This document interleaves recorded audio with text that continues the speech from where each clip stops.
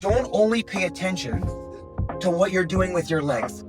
Okay, one of the worst things is you see people bring their head up as their leg comes forward. Instead, we're looking to step and we want to take our head offline just a little bit so that we're not pushing into our partner's stiff arm.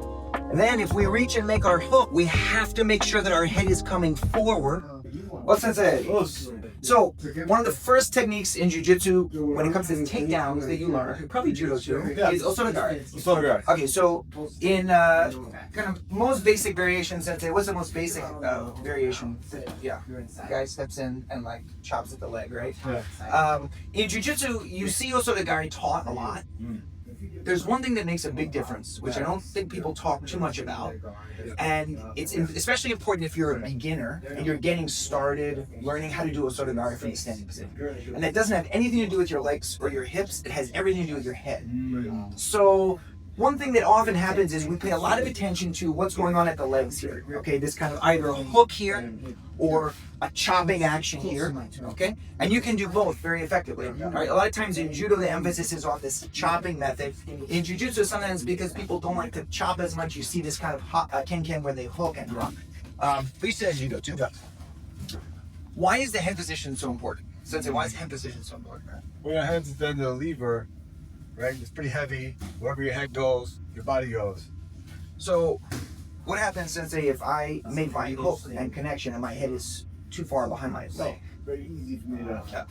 So you see this a lot when people start learning Osoto-Gari is they focus on leg and hip position and they forget about their head. They go forward, they make this hook, and their head is so far behind their knee and their foot that all that happens is the guy just pushes backwards and they get knocked out of balance, they fall down, whatever, they give up on the takedown. Or sometimes you even get situations where you're hooking in for Osoto and the guy brings his head forward and lifts his leg and you went in for your attack and you end up getting... Okay, so what's the solution here? When you're practicing Osoto-Gari, the idea is not only are you trying to get this connection here, calf to calf or thigh to thigh, but you need to make sure that your head is going in a forwards direction, ideally not right into the strength of your partner's stiff arm.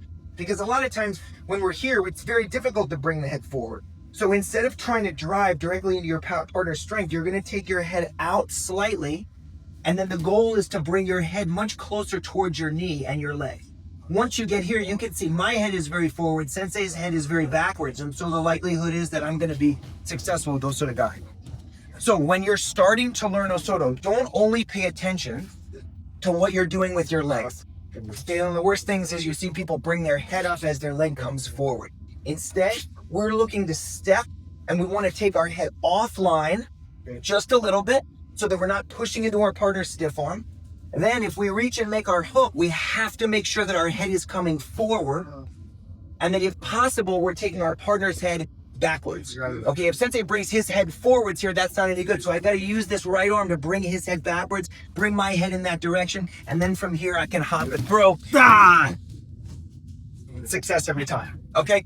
So this is a very fundamental thing. A lot of times, especially jiu-jitsu people learning judo, they want to start with something simple. They start with Osoto-Gari because that's where you're supposed to begin, but they miss this key point. Try to make this adjustment, see if it makes a big difference. Don't chop your partner's ACL. And what other tips? Anything? That's you, Sensei. That's amazing. Okay, very good. Thank you so much for watching. Check out links below. We'll see you soon. Thank you.